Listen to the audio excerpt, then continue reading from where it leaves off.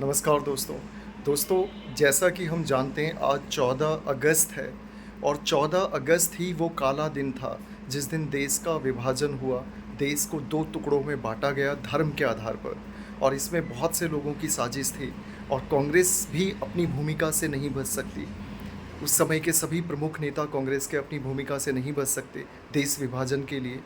और आज ही के देश दो टुकड़ों में बांटा और करीब करीब जो पाकिस्तानी क्षेत्र में हमारे देश का 30% हिस्सा पाकिस्तान बन गया रातों रात।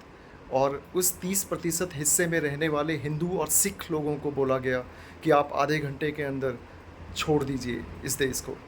तो सोचिए कैसा काला दिन रहा होगा, कैसी विभीषिका रही होगी आज ही के दिन। और कल के दिन आप यकीन नहीं करेंगे 10 लाख से ज़्यादा हिंदुओं को मारा गया, कत्लेआम किया गया।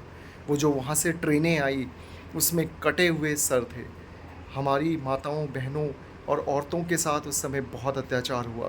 3 लाख से ज़्यादा औरतों के साथ दुराचार हुआ, यौन शोषण हुआ, बलात्कार हुए, उनके साथ जातियाँ हुई। और सबसे ज़्यादा दंश तो उन लोगों ने झेला जो किसी तरह बच के आ गए और यहाँ पर कैंपों में रहे और बहुत बुरी कंडीशंस उन्होंने देखी। अपना सब कुछ, ज़मीन जायदाद, धन दौलत, परिवार, अपने माँ बाप और बहुत से लोगों को खो दिया। आज का दिन उनको याद करने का दिन है। और भारतीय जनता पार्टी ने 70 साल में किसी ने ये नहीं सोचा, लेकिन भारतीय जनता पार्टी और हमारे आदरणीय प्रधानमंत्री मोदी जी ने ये सोचा कि आज के दिन को, 14 अगस्त के दिन को विभाजन विभीषिका स्मृति दिवस के रूप में मनाया जाए। याद किया जाए उन करोड़ों लाखों लोगों को जिन्होंने इस विभाजन के दंश को झेला, जिन्होंने इस विभाजन में, इस धर्म के आधार पर हुए विभाजन में अपना सब कुछ खो दिया, अपना सब कुछ लुटा दिया।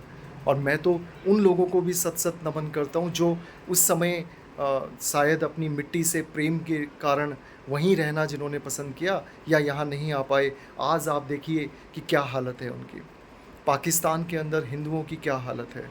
पाकिस्तान में जिस समय देश आज़ाद हुआ 17.5% हिंदू और सिख थे, आज 1.5% रह गए हैं। और वो 1.5% के ऊपर भी लगातार अत्याचार होता है, धर्म परिवर्तन कराए जाते हैं, माँ बेटियों के साथ यौन शोषण होता है, बलात्कार होता है।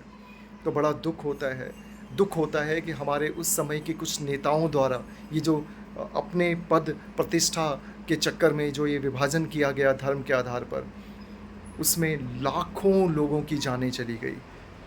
तो बड़ा दुख होता है और मैं बहुत ही नम आँखों से उन सभी लोगों को श्रद्धांजलि देता हूँ जो आज ही के दिन 14 अगस्त 1947 के दिन विभाजन की विभीषिका का शिकार हुए, जिन्होंने अपनों को खोया, अपनी आँखों के सामने अपने लोगों को कटते पिटते देखा।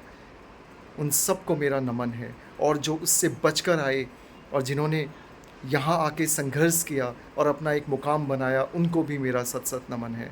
वाकई ये विभाजन एक विभीषिका से कम नहीं था। आदरणीय नरेंद्र मोदी जी को भी मैं धन्यवाद करता हूँ कि पिछले 70 साल में किसी ने नहीं सोचा कि इस दिन को क्या मनाना चाहिए। ज़्यादातर हम स्वतंत्रता दिवस की पूर्व संध्या पे स्वतंत्रता दिवस के कार्यक्रम मनाते थे, लेकिन आज हम याद करते हैं उन सभी 10 लाख से ज़्यादा लोगों को जो इस विभाजन विभीषिका के शिकार हुए, जिन्होंने दर्द देखा उसका।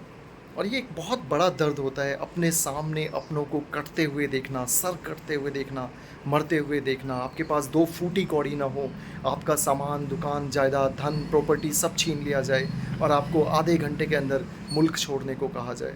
तो वाकई ये विभीषिका थी। मैं सत सत नमन करता हूँ उन सभी लोगों को और भगवान से प्रार्थना करता हूँ कि दुनिया में किसी भी देश को, सिर्फ हमारे ही देश को नहीं, किसी भी देश में ये विभाजन जैसी चीज़ें ना हों। ये बहुत दुखदाई और कष्टदायी होती हैं, बहुत ही पीड़ादायक होती हैं। अंत में एक बार फिर मैं विभाजन विभीषिका स्मृति दिवस पर अपने सभी उन साथियों का जिन्होंने उस समय विभीषिका का दंश देखा, उन सबको सत सत नमन करता हूँ। जय हिंद, जय भारत।